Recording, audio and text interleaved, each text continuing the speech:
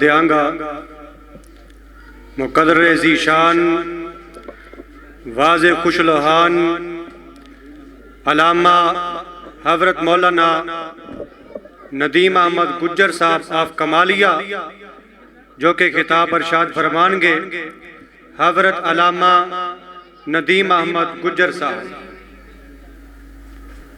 اما بعد فاعوذ باللہ من الشیطان الرجیم بسم اللہ الرحمن الرحیم یا ایہا الذین آمنوا ادخلوا فی السلم کافہ ولا تتبعوا خطوات الشیطان انہ لکم عدو مبین۔ صدق اللہ العظیم۔ وفي مقام آخر قال الله عز وجل في كلامه المجيد ألف لام ميم ذلك الكتاب لا ريب فيه هدى للمتقين۔ اللهم صل على محمد وعلى آل محمد كما صليت على إبراهيم وعلى آل إبراهيم إنك حميد مجيد۔ اللهم بارك على محمد وعلى آل محمد كما باركت على إبراهيم وعلى آل إبراهيم إنك حميد مجيد۔ سامعین محترم، تمام قسم کی تعریفیں اللہ رب العزت کے لیے جو ساری کائنات کا خالق ہے، ساری کائنات کا مالک ہے، ساری کائنات کا وہ اکیلا داتا ہے، وہ مشکل کشا ہے، وہ حاجت روا ہے، وہ غریب نواز ہے، وہ بگڑی بنانے والا ہے، وہ کام سنوارنے والا ہے، جس کو میرا رب دینے پہ آئے ساری کائنات مل کے میرے رب کی دین کو روک نہیں سکتی، اور جس سے میرا رب روک لے ساری کائنات مل جائے، ساری کائنات مل کے بھی اس کو نہیں دے سکتی۔ یہ زندگی کی سانسیں، یہ زندگی کی رعنائی، یہ چمک، یہ دمک، مٹی کے ایک ذرے سے لے کر اتنے بڑے آسمان تک یہ تخلیق کس کی ہے؟ بولو، یہ تخلیق صرف اور صرف اللہ رب العزت کی ہے۔ سامعین محتشم، جہاز کے مسافر جب جہاز میں سوار ہوتے ہیں اور کشتی کے مسافر جب کشتی میں سوار ہوتے ہیں اور کشتی ڈگمگانے لگتی ہے، ہر کسی کی نگاہ صرف اللہ کی طرف ہوتی ہے۔ یقین ہوتا ہے کہ اگر اللہ چاہے تو یہ پرواز صحیح ٹھکانے لگے گی، اللہ چاہے تو یہ کشتی کنارے لگ جائے گی۔ الحمدللہ اہل حدیث نے پورے پاکستان میں، پوری دنیا میں یہ عقیدہ پیش کیا کہ لوگوں، جس کو اللہ نہ بچائے اسے کوئی بچا نہیں سکتا، اور جس کو اللہ مار دے اسے بھی کوئی بچا نہیں سکتا۔ دنیا والے کچھ نہیں کر سکتے۔ اور قرآن کیا کہتا ہے؟ کل من علیہا فان وَيَبْقَى وَجْهُ رَبِّكَ ذُو الْجَلَالِ وَالْإِكْرَامِ۔ ہر چیز کو فنا ہے، صرف ایک اللہ کی ذات کو بقا ہے۔ میں طالب علم ہوں اور آپ کی جامعہ میں میرا یہ پہلا بیان ہے، اور میں کوشش کرتا ہوں کہ جہاں میری پہلی تقریر ہو میں اس تقریر کی ابتدا اپنے رب کی توحید سے کروں۔ ساری کائنات کی تقریریں ایک طرف، رب کعبہ کی قسم توحید کا بیان ایک طرف۔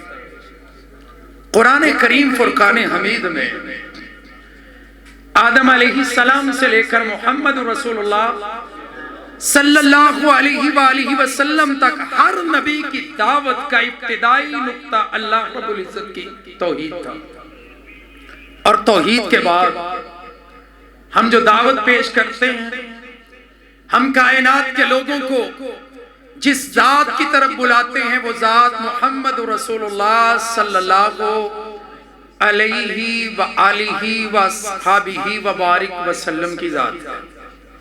کروڑوں درود و سلام، اربوں درود و سلام، تحیات و تسلیمات امام الانبیاء، محبوب کبریا، احمد مجتبیٰ اور محمد مصطفیٰ صلی اللہ علیہ وآلہ وصحبہ وبارک وسلم کے لیے اللہ رب العزت نے پوری کائنات کا سردار محمد رسول اللہ کو بنایا، امام اعظم محمد رسول اللہ کو بنایا، قائد اعظم محمد رسول اللہ کو بنایا، اور سب سے بڑھ کر میرے نبی کی تعلیم، میرے نبی کا اسوہ، میرے پیغمبر کی زندگی وہ زندگی ہے کہ زندگی کا ایک ایک قول، ایک ایک فعل، ایک ایک بات میرے لیے، تمہارے لیے، ساری کائنات کے لوگوں کے لیے، علماء کے لیے واجب التعمیل ہے اور جنت کا راستہ ہے۔ سامعین محترم، آج کی اس بزم میں، اس کانفرنس میں جس عنوان کو، جس موضوع کو میں آپ احباب کے سامنے رکھنا چاہتا ہوں وہ قرآن مجید فرقان حمید کا موضوع ہے، اور یہ موضوع جو مجھ سے قبل بھی آپ نے سنا اور میرے بعد بھی آپ سنتے رہیں گے، یہ موضوع وہ موضوع ہے کہ جس طرح اللہ رب العزت کی مثال کوئی نہیں، اسی طرح رب کے قرآن، اس کی کتاب کی مثال کوئی نہیں۔ جس طرح محمد الرسول اللہ صلی اللہ علیہ وآلہ وسلم کی نبوت اور رسالت اللہ نے قیامت تک کے لیے جاری و ساری کر دی، اسی طرح قرآن مجید فرقان حمید کی تعلیم، قرآن مجید فرقان حمید پر عمل کرنا، یہ صرف سرزمین حجاز کے لیے نہیں تھا، مکہ یا مدینہ کی سرزمین کے لیے نہیں تھا، بلکہ اللہ نے قیامت تک آنے والی انسانیت کی کامیابی کو قرآن سے مشروط کر دیا۔ اور ابتدا میں قرآن کریم کی جو آیت کریمہ میں نے تلاوت کی، اللہ رب العزت فرماتے ہیں الف لام میم۔ یہ الف لام میم کیا ہے؟ بہت سے لوگ اس کا خود ساختہ ترجمہ کرتے ہیں، طالب علم کی بات سنیے گا، الف لام میم یہ حروف مقطعات میں سے ہے، اور حروف مقطعات کا معنی صرف اللہ جانتا ہے یا وحی کے ذریعے اللہ کا رسول جانتا ہے، اور دنیا میں کوئی ان کا معنی نہیں جانتا۔ آگے اللہ کیا فرماتے ہیں؟ ذالک الکتاب لا ریب فیہ ھدی للمتقین۔ اللہ فرماتے ہیں یہ وہ کتاب ہے جس کے اندر شک اور شبہ کی کوئی گنجائش باقی ہے ہی نہیں۔ اب یہاں پر اسلوب دیکھیے، اللہ رب العزت نے یہ نہیں کہا، اللہ تعالیٰ نے جو یہاں پر صیغہ استعمال کیا ہے وہ قریب کا نہیں، وہ بعید کا ہے۔ فرمایا ذالک الکتاب، ذالک الکتاب، وہ کتاب، حالانکہ کتاب قرآن کی بات ہو رہی ہے۔ اللہ بتانا چاہتے ہیں کہ جیسے یہ قرآن لوح محفوظ میں تھا ویسے ہی میں نے محمد کے سینے پہ اتارا ہے، ویسے ہی اس کو جبرائیل امین لے کر کے آئے ہیں، تنزیل من رب العالمین۔ قرآن سے سوال کیجئے قرآن کتاب کیسی ہے؟ قرآن کتاب ہدایت ہے، قرآن کتاب شفا ہے، قرآن کتاب منبع جود و سخا ہے، قرآن وہ عظیم کتاب ہے کہ 9 سال کا بچہ بھی قرآن کا حافظ ہے اور 100 سال کا بوڑھا بھی قرآن کا حافظ ہے۔ اور اللہ فرما رہے ہیں ذالک الکتاب لا ریب فیہ، یہ وہ کتاب ہے جس میں شک اور شبہ کی گنجائش نہیں۔ ساتھ ہی اللہ نے پتا کیا فرمایا؟ فرمایا ہدی للمتقین، اللہ نے اس کتاب کو متقین کے لیے ہدایت بنایا ہے۔ اور جانتے ہو لوگوں، ہدایت میرے رب کے پاس ہے، نہ ہدایت تمہارے پاس ہے نہ میرے پاس ہے، نہ قاری آصف ربانی صاحب کے پاس ہے، نہ ہارون یاسر بغوی صاحب کے پاس ہے، نہ یاسین بلوچ صاحب کے پاس ہے، نہ کسی مجتہد کے پاس ہے، نہ کسی بڑے سے بڑے امام کے پاس ہے۔ ہدایت صرف اللہ کے اختیار میں ہے۔ میرا اور تمہارا کام کانفرنس کر کے دعوت پہنچانا، کسی کے دل میں بات اترے نہ اترے، رب اتارے نہ اتارے، یہ میرے رب کی مرضی ہے۔ ساری کائنات مل کے کسی کو ہدایت نہیں دے سکتی، اور جس کو اللہ ہدایت دے ساری کائنات مل کے اس کو ذلیل کر سکتی۔ آئیے میرے معزز سامعین، اللہ رب العزت نے اپنے کلام مقدس کے اندر دنیا والوں کو یہ بات سمجھائی اور بیان فرمائی۔ فرمایا دنیا کائنات کے لوگوں، دنیا کے اندر تمہاری زندگی کا روشن راستہ، تمہاری زندگی کی قندیل، تمہاری زندگی کی کامیابی، تمہاری زندگی کی فوز و فلاح اسی میں ہے کہ تم اللہ رب العزت کے قرآن کو پڑھنے والے بن جاؤ۔ اور دنیا کائنات کے لوگوں، تم کائنات میں گاڑی خریدو، تم کائنات میں کوئی بھی مارکیٹ سے چیز خریدو، اس کے ساتھ تمہیں ایک کتاب ملتی ہے کہ اس چیز کو استعمال کرنے کا طریقہ یہ ہے، اس کو استعمال کرنے کا انداز یہ ہے۔ میرے رب نے دنیا میں انسان کو بھیجا، آسمان سے کتابیں اتاری، صحیفے اتارے، صحف ابراہیم و موسیٰ، لیکن آخر پر اللہ نے محمد رسول اللہ کو ایسی کتاب دے کے مبعوث کیا۔ فرمایا جو شخص دنیا میں اس کتاب کے سینے میں اترے گا، قرآن کو اپنے سینے میں اتارے گا، اس سمندر میں اترے گا، خزانوں کو لوٹے گا، موتیوں سے اپنے دامن کو بھر لے گا۔ اور پھر میں کیوں نہ ذکر کروں شہید ملت علامہ احسان الہی ظہیر رحمہ اللہ، جن کی تقریریں سن کے میں اہل حدیث ہوا تھا، جن کی تقریریں سن کے میں خطیب بنا ہوں، جن کے خطاب سن کے میں مسند خطابت پہ آیا ہوں۔ وہ کہا کرتے تھے جس نے قرآن کی ایک آیت کو اپنے سینے میں محفوظ کر لیا، میرے رب نے اس سینے پہ جہنم کی آگ کو حرام کر دیا۔ سامعین محترم، اللہ رب العزت دنیا کائنات کے لوگوں کو یہ بات سمجھانا چاہتے ہیں، لو انزلنا ھذا القرآن علی جبل لرأیتہ خاشعا متصدعا من خشیۃ اللہ وتلک الامثال نضربها للناس لعلہم یتفکرون۔ اللہ فرماتے ہیں تدبر کرو قرآن میں، غور و فکر کرو قرآن میں، غور و خوض کرو قرآن میں۔ یہ قرآن صرف ایک کتاب نہیں ہے، یہ قرآن زندگی کا دستور ہے، یہ قرآن تمہاری حیات کا منشور ہے، یہ قرآن تمہاری کامیابی کا راستہ ہے۔ اور جس نے قرآن کو اپنے سینے میں بھر لیا، قرآن سے محبت کر لی، قرآن کو یاد کر لیا، میرے اور آپ کے پیارے محبوب کریم علیہ السلام فرماتے ہیں، اللہ کے نبی صلی اللہ علیہ وآلہ وسلم نے اپنے صحابہ میں حدیث کو بیان کیا۔ قاری آصف ربانی صاحب میرے برادر عزیز تشریف فرما ہے، علماء کی موجودگی میں آپ تک اپنے محبوب کی حدیث پہنچانا چاہتا ہوں، کیونکہ میرے نبی نے کہا بلغوا انی ولو آیا، ایک حدیث بھی تمہارے تک میری پہنچے اس کو لوگوں تک پہنچا دو۔ آقا کائنات نے کیا فرمایا، میرے اور آپ کے پیر مرشد نے کیا ارشاد فرمایا؟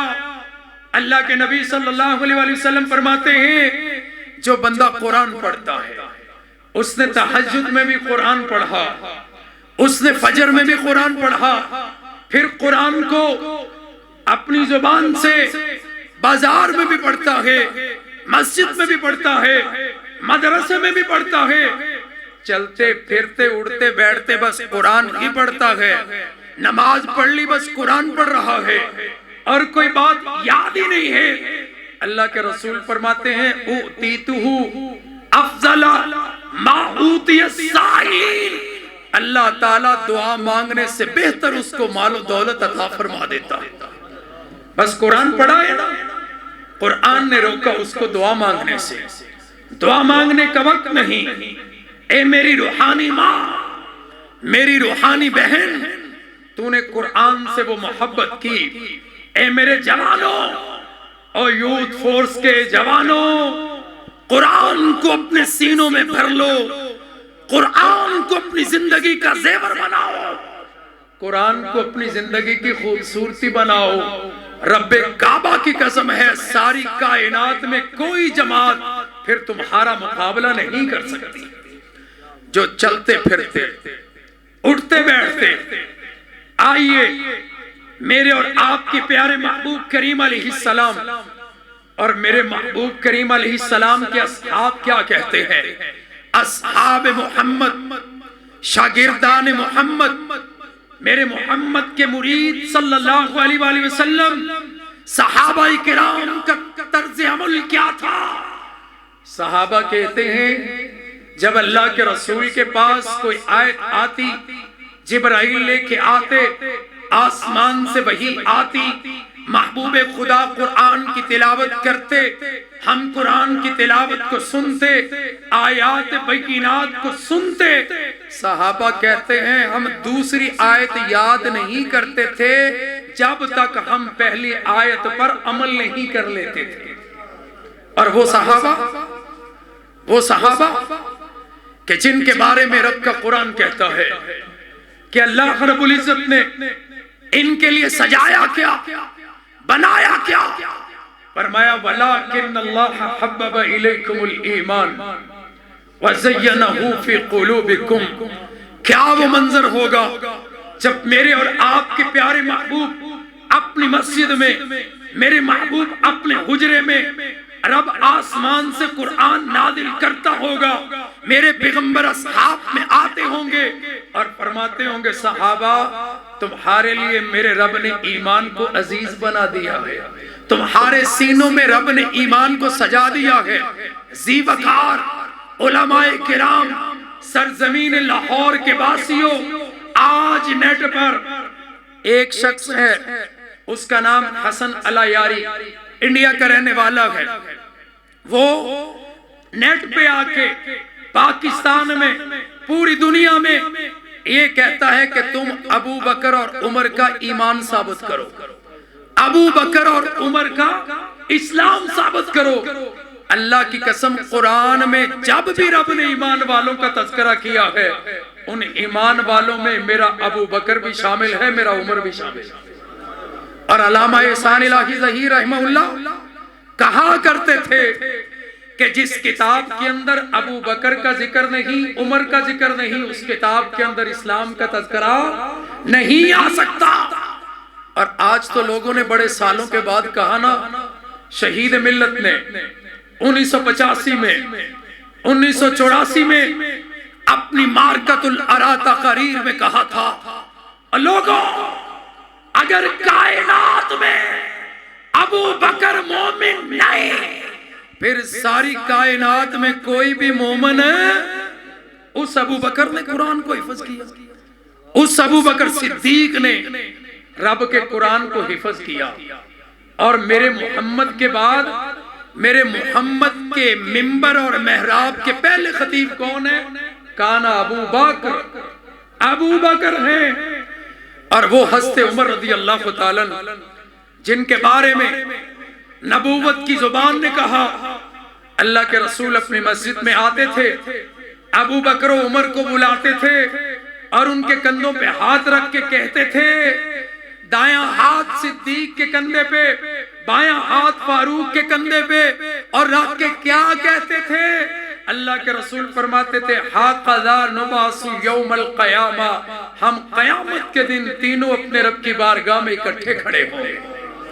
سامعین محتشم، ہم نماز کے اندر ایک سورہ پڑھتے ہیں، سورہ فاتحہ، اور یہ سورہ فاتحہ شفا ہے۔ سورہ فاتحہ شفا ہے۔ صحیح بخاری کی حدیث ہے، وہ میں آپ کو سناتا ہوں۔ تو ہم کیا پڑھتے ہیں نماز میں؟ ہم نماز میں پڑھتے ہیں اہدنا الصراط المستقیم۔ بات آسانی سے آپ کو سمجھ آئے گی نا، قرآن کا موضوع ہے۔ میں بھی پڑھتا ہوں، آپ بھی پڑھتے ہیں، ہر دیوبندی اہل حدیث ہر کوئی پڑھتا ہے جو رب کی بارگاہ میں نماز کے لیے کھڑا ہوتا ہے۔ سبحانک اللہم و بحمدک پڑھنے کے بعد کیا پڑھتا ہے؟ سورہ فاتحہ۔ اور ہم نے کائنات والوں کو یہ عقیدہ دیا ہے، اور کائنات والوں نماز کے اندر تم قرآن نہیں پڑھتے، اگر تم سورہ فاتحہ نہیں پڑھتے تمہاری نماز نہیں ہے، وہ نماز نامکمل ہے۔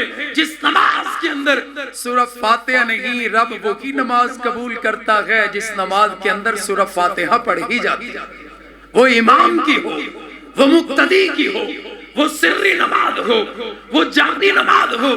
ہم پڑھتے ہیں اہدنا الصراط المستقیم صراط الذین انعمت علیہم، اے اللہ مجھے سیدھے راستے پر چلا، ان لوگوں کے راستے پر جن پر تو نے اپنا انعام کیا، جن پہ تو نے اپنا کرم کیا، جن پہ تو نے اپنے انوار اور تجلیات کی بارش برسا دی۔ اللہ ہمیں ان لوگوں کے راستے پر چلا دے۔ آؤ کائنات کے لوگوں، رب کے قرآن سے ہی پوچھتے ہیں، عنوان قرآن ہے، عظمت قرآن کانفرنس ہے، اللہ کا انعام کن لوگوں پہ ہے، اللہ اپنے انوار کی برکھا کن پہ برساتا ہے، اللہ کن لوگوں کو چنتا ہے۔ فرمایا من یطع اللہ والرسول فاولئک مع الذین انعم اللہ علیہم من النبیین والصدیقین والشہداء والصالحین وحسن اولئک رفیقا۔ اللہ دنیا والوں کو بتانا چاہتا ہے جو اللہ اور اس کے رسول کی اطاعت کرتا ہے، اللہ اور اس کے رسول کی فرما برداری کرتا ہے، قیامت کا دن ہوگا اللہ اس کو ساتھ دے گا۔ کس کا ساتھ دے گا؟ انبیاء کا ساتھ دے گا۔ من النبیین، انبیاء کے بعد اللہ رب العزت نے جو تذکرہ کیا ہے اپنے کلام مقدس میں، فرمایا من النبیین والصدیقین، اللہ ساتھ دے گا صدیقین کا۔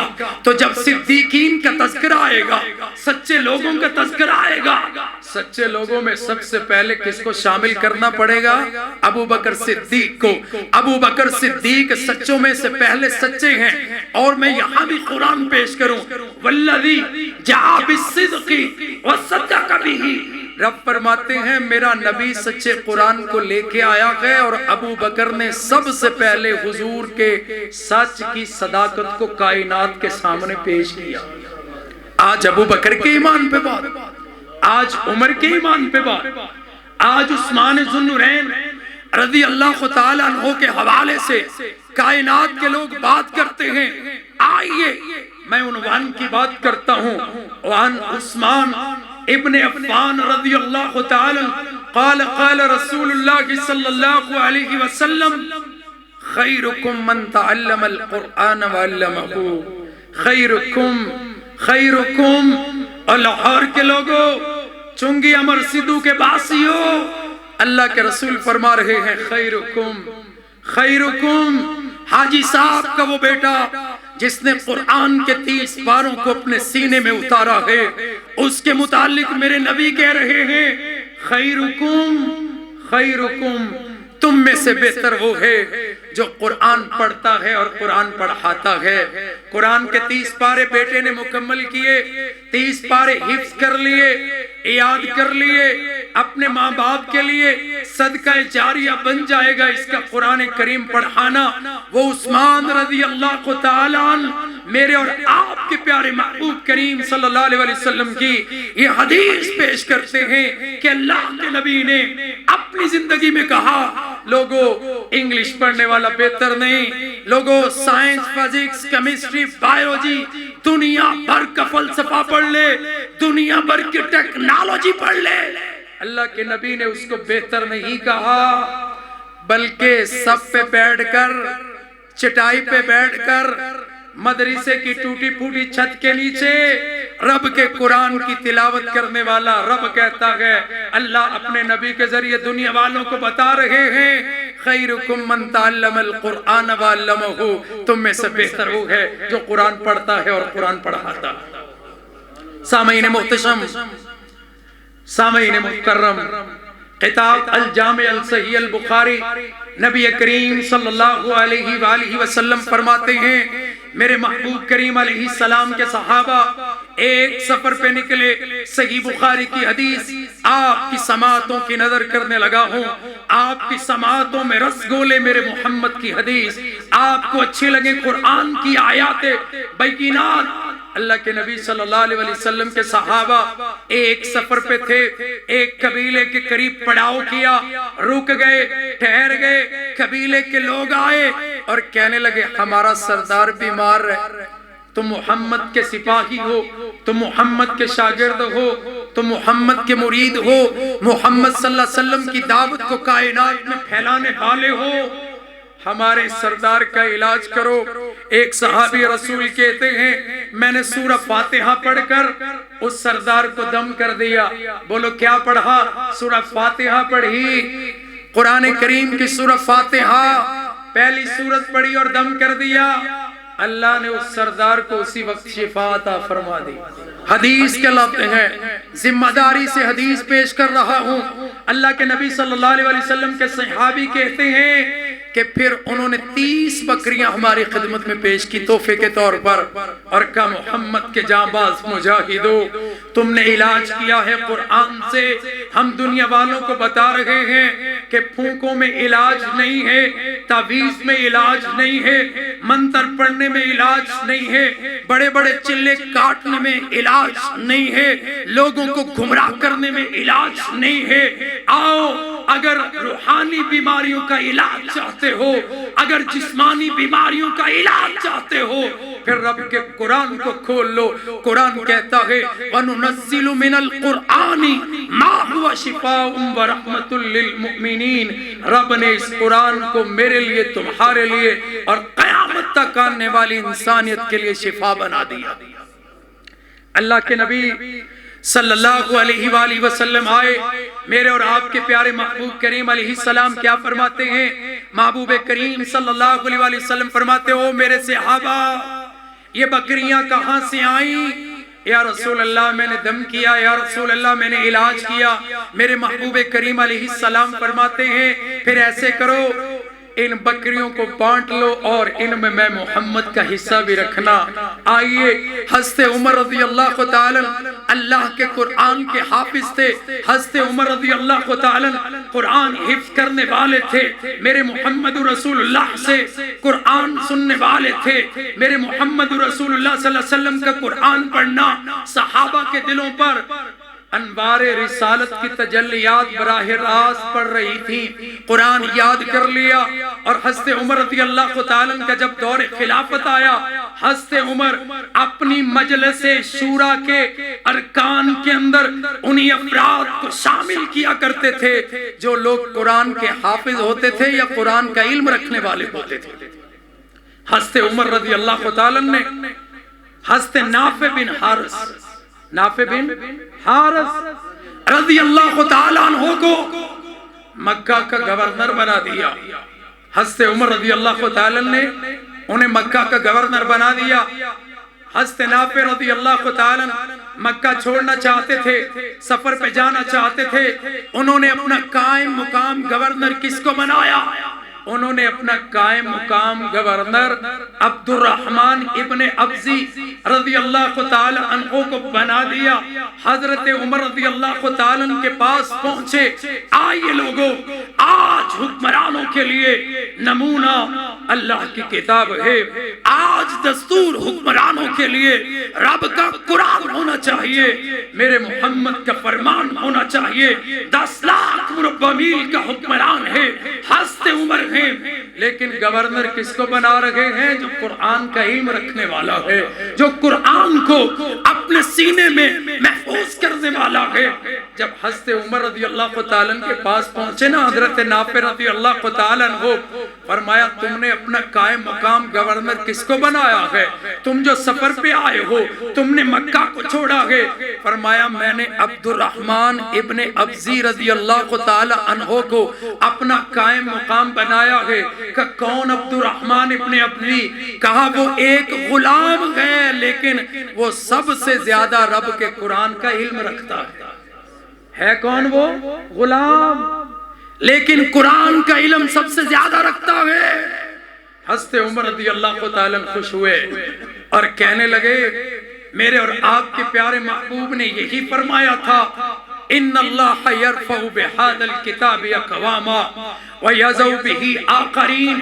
اللہ اسی قرآن کے ذریعے اس کائنات میں قوموں کو عزت دیتا ہے، اور اسی قرآن کے ذریعے اللہ کائنات میں قوموں کو ذلیل و رسوا کرتا ہے۔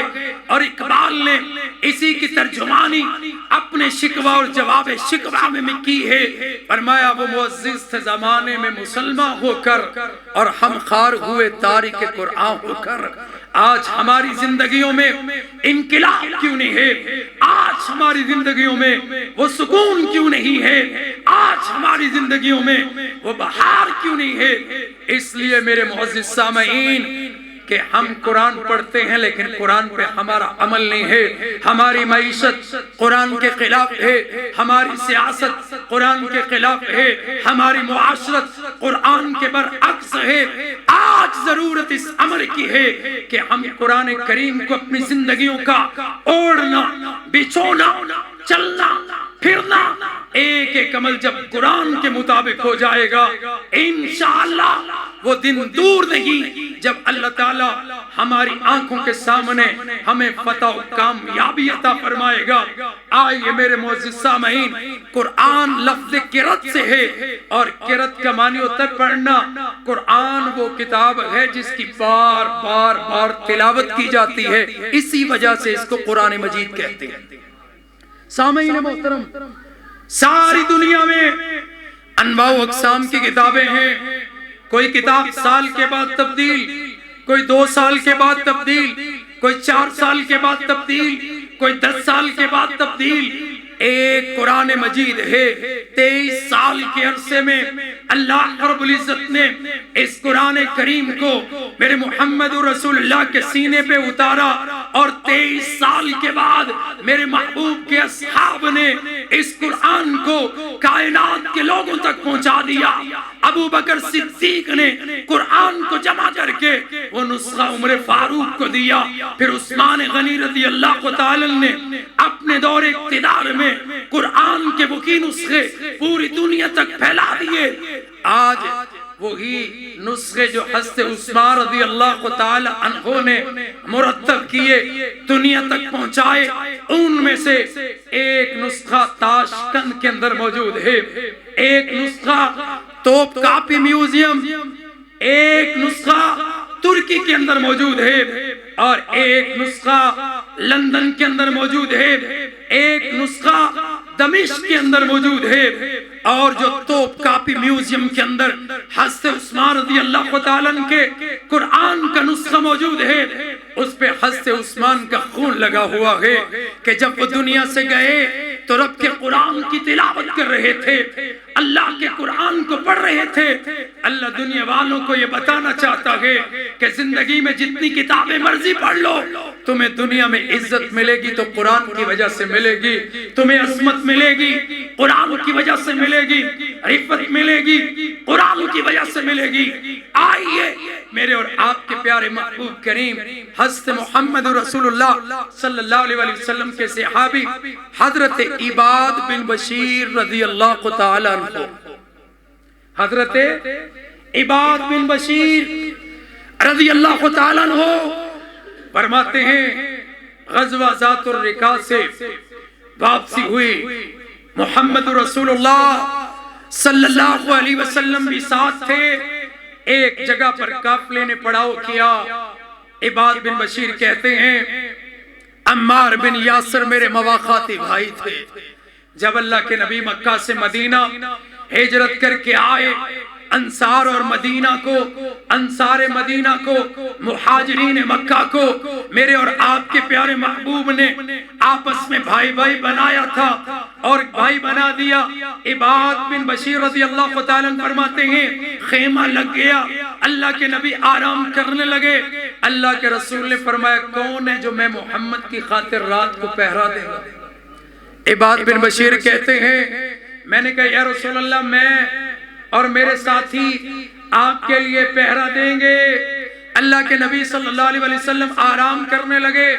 عباد بن بشیر رضی اللہ تعالیٰ عنہ فرماتے ہیں جب لوگ سو گئے، عمار بن یاسر کو میں نے کہا کہ رات کے پہلے حصے میں پہرا میں دوں گا، تو بھی سو جا، رات کے اگلے حصے میں تو پہرا دینا، تب میں سو جاؤں گا۔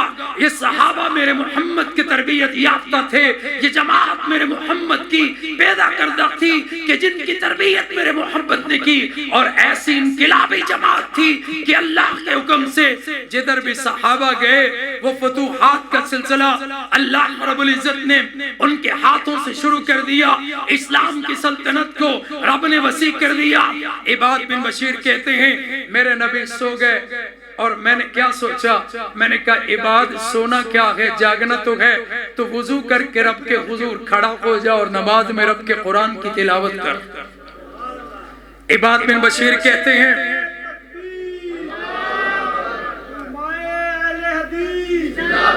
حضرت علامہ ندیم گجر صاحب، حضرت علامہ قاری آصف ربانی صاحب، قاری آصف ربانی صاحب، حضرت علامہ طلال گجر صاحب۔ تو عباد بن بشیر رضی اللہ تعالیٰ عنہ فرماتے ہیں میں نماز کے لیے کھڑا ہوا اور میں نے رب کے قرآن کی تلاوت شروع کر دی، دشمن نے اونچائی سے دیکھا، میرے جسم پہ حملہ کر دیا، فرمایا تیر لگا لیکن قرآن میں سرور اتنا تھا میں نے تیر کی پرواہ نہیں کی، میں قرآن پڑھتا رہا۔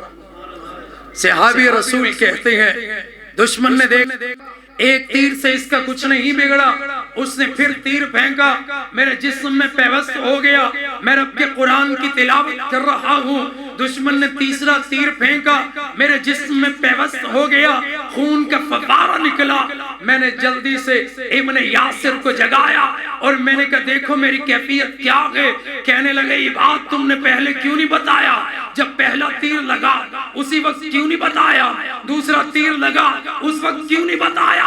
فرمایا اللہ کی قسم ہے اگر مجھے رسول اللہ کی دی ہوئی ذمہ داری کا احساس نہ ہوتا، اگر میں یہ نہ سوچتا کہ میں جاگ رہا ہوں، کعبے کے رب کی قسم ہے میری جان چلی جاتی، میں نماز میں رب کا قرآن پڑھتا رہتا۔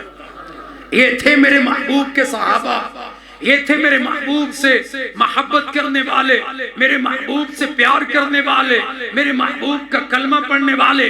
نزل علی محمد، اللہ فرماتے ہیں میں نے اس قرآن کو اپنے محمد صلی اللہ علیہ وآلہ وسلم پر نازل فرمایا، اور نبی کرتا کیا ہے، پیغمبر کا مشن کیا ہے، پیغمبر کا اسلوب کیا ہے، پیغمبر کا طریقہ کیا ہے، فرمایا میرا نبی کرتا یہ کام ہے۔ لقد من اللہ علی المؤمنین اذ بعث فیہم رسولا من انفسہم یتلو علیہم آیاتہ ویزکیہم ویعلمہم الکتاب والحکمہ وَإِن كَانُوا مِن قَبْلُ لَفِي ضَلَالٍ مُبِينٍ۔ اللہ یہ بتانا چاہتے ہیں کہ میرا نبی کائنات میں آیا نہیں تھا، قرآن کو میں نے اتارا نہیں تھا، اس ساری کائنات میں جہالت تھی، بے روی تھی، بتوں کی پوجا و پرستش تھی۔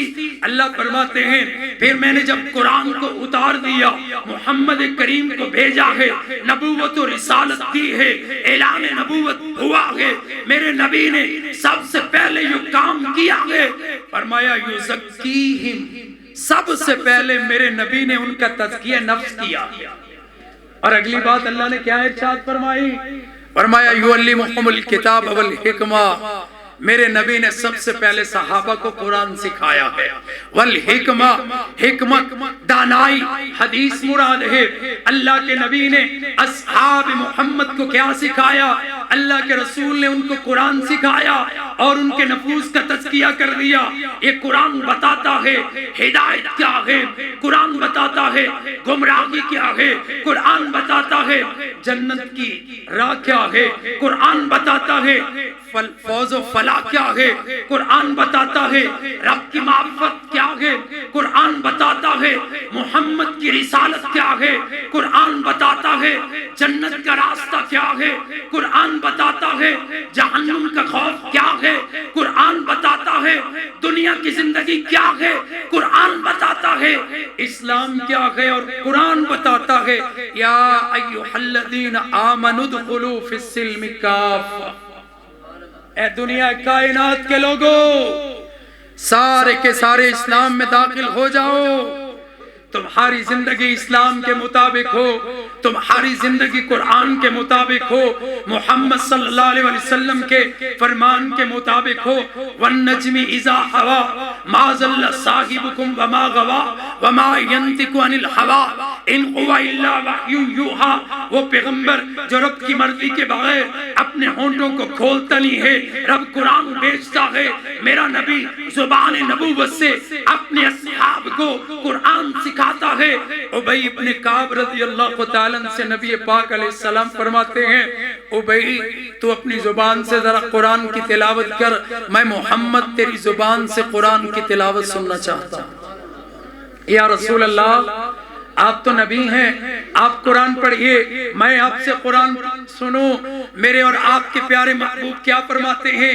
حدیث کے اندر آیا ہے، اللہ کے رسول فرماتے ہیں ابی سن لو، اللہ نے آسمان سے تمہارا نام لے کے کہا ہے کہ اے نبی ابی سے کہو قرآن پڑھے، میں عرش والا ابی کی زبان سے قرآن سننا چاہتا ہوں۔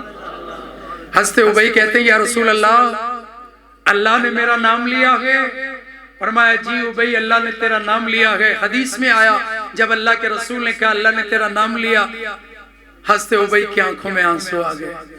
ابو بکر صدیق بھی آئے تھے نا، اللہ کے رسول ہجرت کے لیے اللہ نے مجھے آپ کا رفیق بنایا کہ نہیں بنایا؟ امی عائشہ فرماتی ہیں میں قریب کھڑی تھی، رسول اللہ فرما رہے تھے ہاں ابو بکر اللہ نے تجھے میرا رفیق بنایا ہے۔ ابو بکر کہتے تھے یا رسول اللہ نے میرا نام لے کے کہا۔ فرمایا ابو بکر تو خوش ہو جا، اللہ نے تیرا نام لے کے کہا۔ امی فرماتی ہیں میرے بابا صدیق کی آنکھوں میں آنسو آ گئے۔ مجھے زندگی میں پہلی بار پتہ چلا کہ خوشی کے بھی آنسو ہوتے ہیں، خوشی کے بھی آنسو ہوتے ہیں، غم کے بھی آنسو ہوتے ہیں۔ اور ایمان والے کیا کرتے ہیں؟ ایمان والے جب قرآن سنتے ہیں انما المؤمنون الذین اذا ذکر اللہ وجلت قلوبہم واذا تلیت علیہم آیاتہ زادتہم ایمانا۔ اللہ کے قرآن کو سنتے ہیں ان کا ایمان بڑھ جاتا ہے، اللہ کا ذکر کیا جاتا ہے، ان کے دل پگھل جاتے ہیں، ان کے دل نرم ہو جاتے ہیں۔ جس کا دل قرآن سن کر نرم ہو جائے ارے وہ مومن ہوتا ہے، وہ تقوی والا ہوتا ہے، اس کے دل میں للہیت ہوتی ہے، اس کے دل میں اللہ کا خوف ہوتا ہے۔ میرے نبی پاک علیہ السلام نماز میں قرآن یوں پڑھتے تھے، اتنا روتے تھے، حضور کے سینے سے یوں آواز آتی تھی جیسے چولہے پہ رکھی ہوئی ہنڈیا کھولتی ہے، یوں میرے محمد کے سینے سے آواز آتی تھی۔ آج میرا اور آپ کا قرآن پڑھنا کیسا ہے؟ اللہ کے نبی صلی اللہ علیہ وسلم کے پاس صحابہ بیٹھے تھے، جبرائیل کی معیت تھی، جبرائیل تھے، آواز آئی۔ اللہ کے نبی نے پوچھا جبرائیل یہ کیسی آواز ہے؟ یا رسول اللہ آسمان کا دروازہ کھلا ہے، وہ دروازہ کھلا ہے جو پہلے کبھی کھلا نہیں اور آئندہ بھی کبھی کھلے گا نہیں۔ ایک فرشتہ آپ کی طرف بھیجا جا رہا ہے، وہ صرف آپ کی طرف آئے گا، دو نور لے کے آ رہا ہے، دو چیزیں رب کی طرف سے لے کے آ رہا ہے۔ میرے نبی نے فرمایا وہ فرشتہ کیا لے کے آ رہا ہے؟ جبرائیل کہتے ہیں وہ سورہ فاتحہ لے کے آ رہا ہے اور وہ سورۃ البقرہ لے کے آ رہا ہے۔ سورہ فاتحہ اور سورۃ البقرہ، اللہ کے رسول دو نور لے کے آ رہا ہے، اور وہ نور اللہ کے نبی صلی اللہ علیہ وسلم فرماتے ہیں وہ دو نور دنیا میں لے کے آیا، ایک قرآن لے کے آیا اور قرآن کی 2 صورتیں، قرآن تو سارا جبرائیل لے کے آیا، میرے محمد کے سینے پہ لے کے آیا، مکہ میں وحی، مدینہ میں وحی، طائف میں وحی، حنین میں وحی، اور جب اللہ رب العزت نے قرآن مجید کو اتار دیا، نبی تو آدم سے عیسیٰ تک آئے، ہر نبی شان والا، عظمت والا، مقام والا، لیکن کسی نبی کو اللہ نے ایسا معجزہ نہیں دیا جو میرے محمد کو دیا۔ میرے محمد کا سب سے بڑا معجزہ رب کا قرآن ہے۔ اور کیا کہا اللہ نے؟ اللہ فرماتے ہیں الیوم اکملت لکم دینکم واتممت علیکم نعمتی ورضیت لکم الاسلام دینا۔ اے میرے نبی، آج کے دن ہم نے اپنے دین کو مکمل کر دیا۔ آدم علیہ السلام سے لے کر عیسیٰ علیہ السلام تک اللہ نے جن کو زندہ آسمان پہ اٹھا لیا، کسی نبی پہ اللہ نے اپنے دین کو مکمل نہیں کیا۔ فرمایا اے نبی، تیرے پہ میں نے اپنے دین کو مکمل کر دیا، اپنے قرآن کو مکمل کر دیا، تیری حدیث کو مکمل کر دیا۔ سامعین محتشم، قرآن کریم کی ایک ایک سورہ مبارکہ، قرآن کریم کی ایک ایک آیت سن لیجئے۔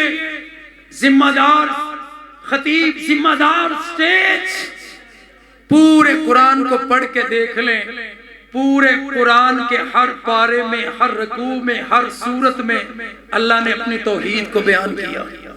اللہ نے اپنی توحید کو، لوگ کہتے ہیں یار یہ بتوں والی آیتیں پڑھتے ہیں، لوگ کہتے ہیں یہ فلاں آیتیں پڑھتے ہیں۔ اللہ کی قسم، قرآن کے اگر 30 پارے ہیں نا، یہ ویڈیو چل رہی ہے پوری دنیا میں بات جائے گی، 10 پارے قرآن میں اللہ نے اپنی توحید کو بیان کیا۔ 10 پارے قرآن میں اللہ نے اپنی توحید بیان کی ہے۔ اور صحیح مسلم کی حدیث پڑھنے لگا ہوں، اللہ کے نبی صلی اللہ علیہ وسلم فرماتے ہیں، حدیث صحیح مسلم کی ہے، امام مسلم نے اپنی صحیح مسلم کے اندر حدیث کو نقل کیا، اور کیا فرمایا؟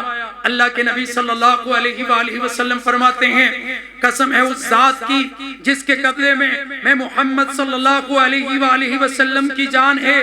اللہ کے نبی صلی اللہ علیہ وآلہ وسلم فرماتے ہیں، جو شخص اس قرآن کی ایک سورہ مبارکہ کو، جس کو سورہ توحید کہتے ہیں، سورہ اخلاص کہتے ہیں، رسول اللہ فرماتے ہیں ایک مرتبہ پڑھ لیتا ہے، اللہ تعالیٰ اس کو 1/3 قرآن کے پڑھنے کا ثواب عطا فرماتا ہے۔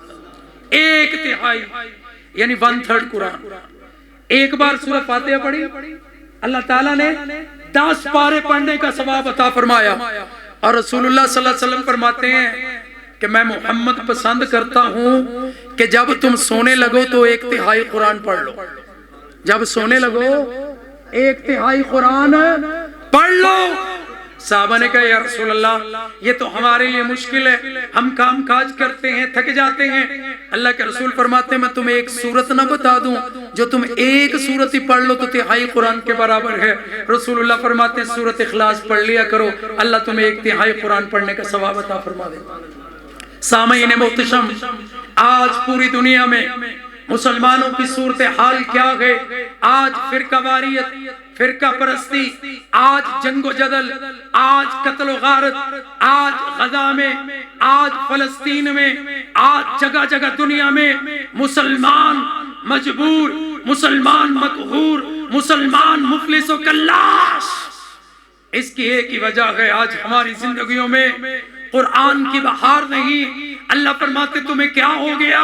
تم رب کے راستے میں جہاد کیوں نہیں کرتے؟ قرآن بتاتا ہے اللہ کے راستے میں جہاد کیا ہے، قرآن بتاتا ہے جنت میں جانے کی سبیل کیا ہے، قرآن بتاتا ہے دنیا میں رہتے ہوئے زندگی کیسے گزارنی ہے۔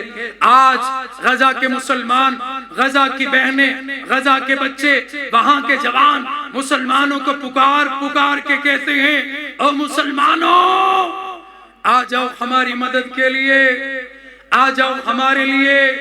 اللہ کے نبی صلی اللہ علیہ وسلم نے بھی جہاد کیا۔ صحابہ کے پاس نہ بڑے بڑے اسلحے تھے، صحابہ کے پاس نہ بڑے بڑے تیر نہ تلواریں تھیں، ان کے سینوں میں قرآن تھا اور انہیں اللہ کی ذات پر مکمل اعتماد تھا۔ آج ہمیں ہماری زندگیوں میں وہ اعتماد نہیں ہے، ہماری زندگیوں میں قرآن کے علوم نہیں ہیں، ہماری زندگیوں میں قرآن مجید کا ترجمہ نہیں ہے، تو میرے بھائیوں آج ہماری زندگیاں سکون سے خالی ہیں، آج ہمارے دلوں میں ہمارے بھائیوں کا درد کیوں نہیں ہے؟ یاد رکھیے گا جب تک ہم اس قرآن کو اپنی زندگی کا اوڑھنا بچھونا نہیں بنا لیتے، ہم پاکستان میں رہتے ہوں، دنیا کے کسی خطے میں بستے ہوں، اللہ کی قسم اس وقت تک انقلاب نہیں آ سکتا جب تک قرآن کو ہم اپنی زندگی میں عملی طور پر نافذ نہ کر لیں۔ اور یہ اسی قرآن کو صحابہ نے نافذ کیا تھا۔ میرے محمد رسول اللہ صلی اللہ علیہ وسلم نے اسی قرآن پہ عمل کر کے دکھایا، صحابہ نے عمل کر کے دکھایا، کپڑوں کو پیبند لگے ہوتے تھے، جدھر جاتے تھے جنگلی درندے جنگل خالی کر دیتے تھے، اللہ نے ان کے ہاتھ پہ فتوحات دی ہیں، وہ رات کو تہجد کی نماز پڑھتے تھے اور دن کو رب کے قرآن کی تلاوت کرتے تھے۔